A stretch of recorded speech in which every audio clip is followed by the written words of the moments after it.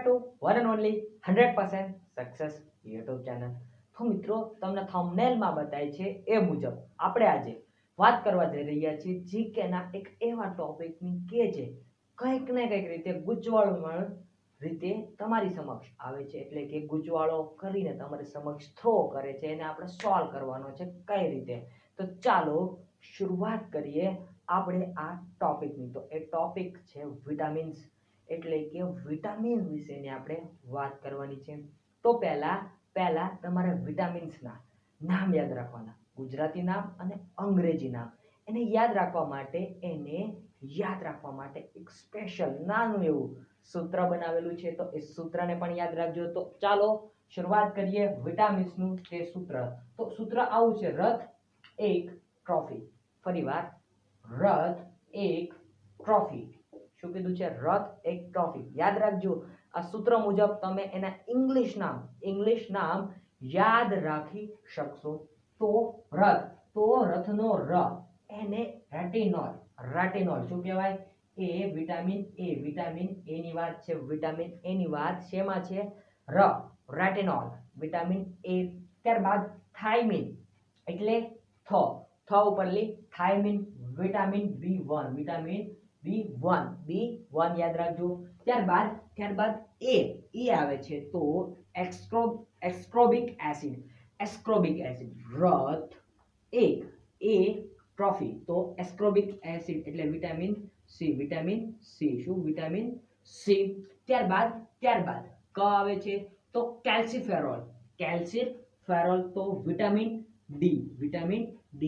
અને એવું આવે છે ટોકોફેરોલ, જે વિટામિન ઈ માટે આવે। ત્યારબાદ ફ્રી, તો પાયરીડોક્સિન, જે વિટામિન એફ માટે આવે। શેના માટે આવે? વિટામિન એફ માટે। તો રથ એક ટ્રોફી વારંવાર બોલીશ, કારણ કે તમારે તો યાદ રાખવાનું જ છે। તો retinol, vitamin A; thiamine, vitamin B1; ascorbic acid, vitamin C; calciferol, vitamin D; tocopherol, vitamin E; અને પાયરોડોક્સિન, શું કીધું છે? પાયરોડોક્સિન, તો વિટામિન એફ। તો આવી રીતે વિટામિનને તમારે ઇંગ્લિશમાં યાદ રાખવાના અને ગુજરાતીમાં યાદ રાખવાના।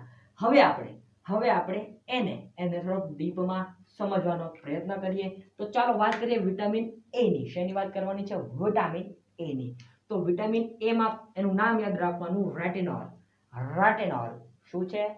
વિટામિન એ નું અંગ્રેજી નામ આવું પૂછાય, તો રેટિનોલ। શું છે? રેટિનોલ। ત્યારબાદ એને એસ્કોફાઇટોલ, આવું બીજું એક પણ નામ છે।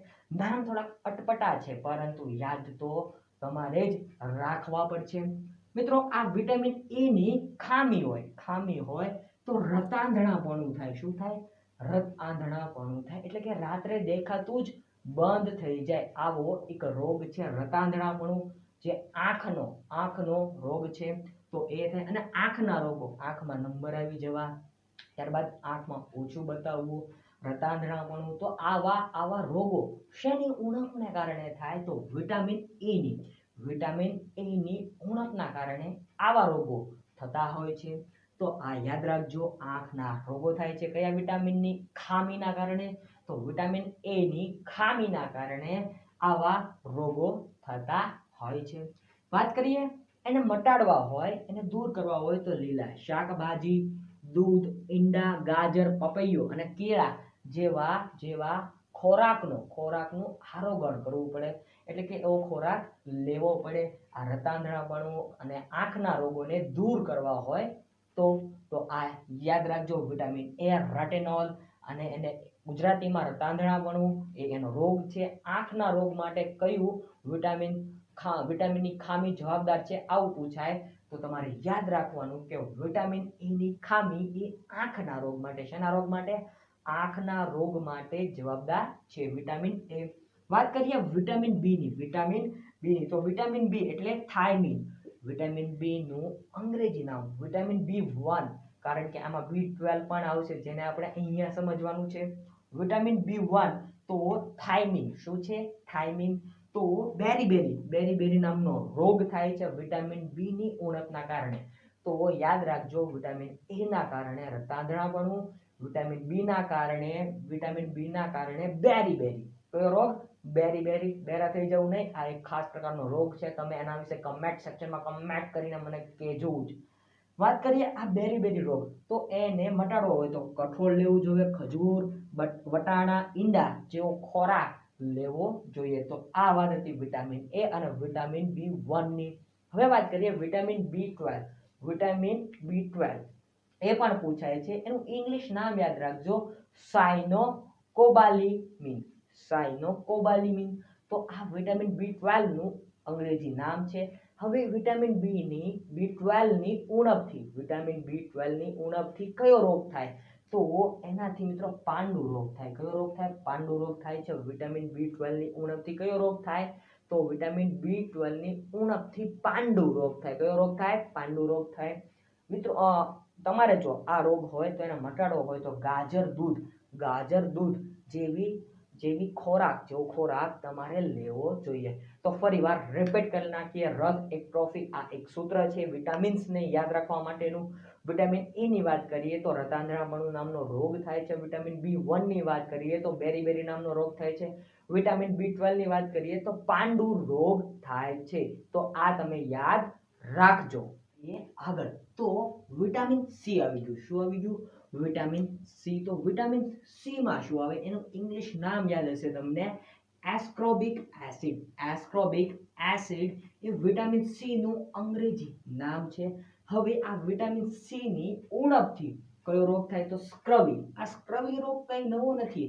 તમને પેઢામાં, દાંતના પેઢામાં, દાઢના પેઢામાં દુખાવો ઉત્પન્ન થાય એ સ્ક્રવી. તો પેઢા ફૂલવા જેવા રોગો થાય છે. શેના કારણે? વિટામિન સી ની ઉણપના કારણે.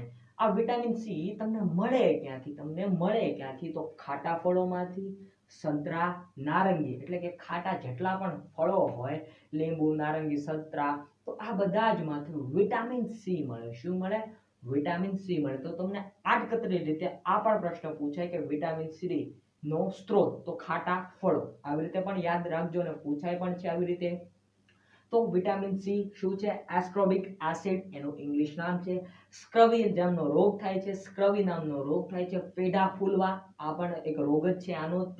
તો ખાટા ફળો અને સંતરા અને નારંગીમાં શું જોવા મળે છે? તો એમાં વિટામિન સી ભરપૂર માત્રામાં જોવા મળે છે.